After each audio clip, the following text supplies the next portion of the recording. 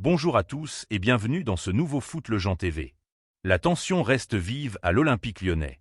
Après les accusations formulées par John Textor, qui affirme avoir été victime d'un coup orchestré contre lui ainsi que d'une campagne de diffamation, la nouvelle présidente Michelle Kang a pris la parole ce vendredi lors d'une conférence de presse très attendue.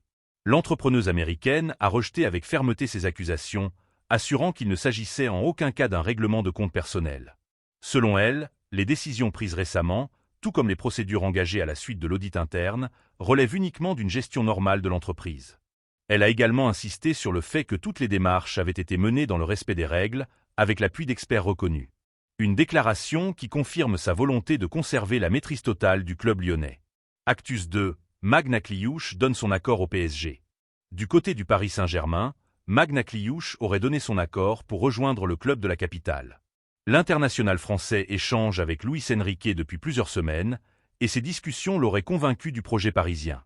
Le PSG attend désormais de finaliser le transfert de Kang In Lee vers l'Atlético de Madrid avant d'accélérer sur le dossier à Cliouche. Les négociations entre les différentes parties se poursuivent dans une ambiance constructive. Actus 3. Manchester City entre dans la course pour Boady. La valeur d'Ayoub Boady continue de grimper sur le marché des transferts. À seulement 18 ans, le milieu de terrain du LOSC impressionne grâce à ses performances et à sa maturité affichée depuis le début de la Coupe du Monde. Déjà suivi par le PSG, le Real Madrid et Liverpool, le jeune talent attire désormais Manchester City. Le club anglais a pris contact avec Lille afin d'étudier la faisabilité d'un transfert. Grâce à sa puissance financière, City espère devancer la concurrence. Tout laisse penser que le joueur pourrait quitter le club cet été, déclenchant une véritable bataille entre les plus grandes équipes européennes. Actus 4. La réaction d'Ousmane Dembélé après France-Norvège. Auteur d'un triplé lors de la victoire de la France contre la Norvège en phase de groupe de la Coupe du Monde, Ousmane Dembélé est resté très mesuré après la rencontre. S'il s'est dit heureux de vivre un moment important, il estime pourtant avoir réalisé de meilleures prestations contre le Sénégal et l'Irlande. Pour lui, l'essentiel est de rester concentré sur les échéances à venir, sans céder à l'euphorie.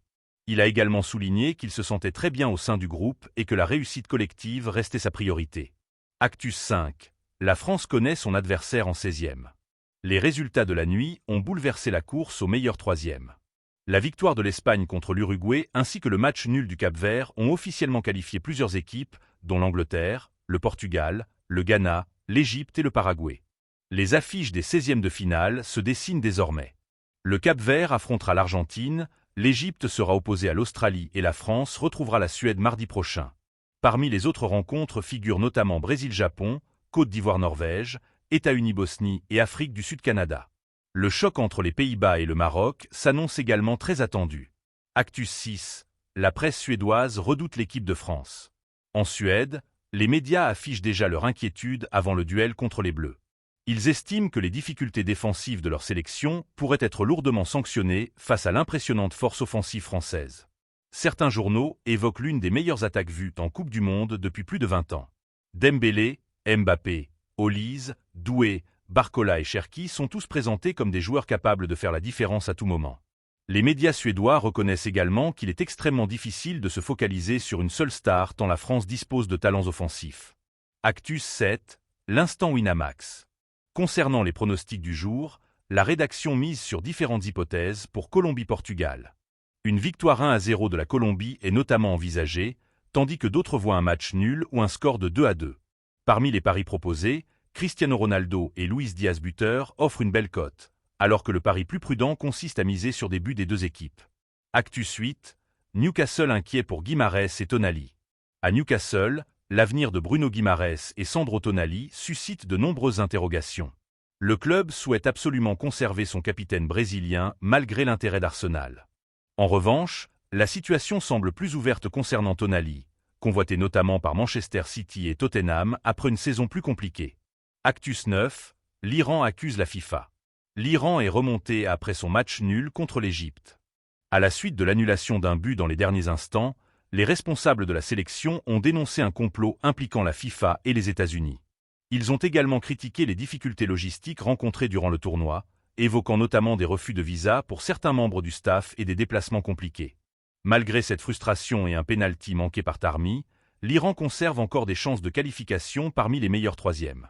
Actus 10. Les informations officielles. Le Real Madrid et Dani Ceballos ont décidé d'un commun accord de mettre un terme à leur collaboration dès cet été. À Brest, Julien Lachuet est officiellement nommé entraîneur pour les 2 prochaines saisons après avoir occupé le poste d'adjoint. Enfin, Nike a dévoilé le futur maillot extérieur du Paris Saint-Germain pour la saison 2026 à 2027. De couleur blanche, il arbore une 2e étoile en hommage au nouveau sacre européen du club parisien. Actus 11, l'image du jour.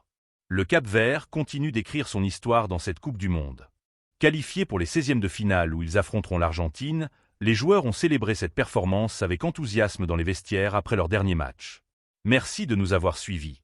Rendez-vous demain pour un nouveau JT Foot Le Jean TV. À bientôt.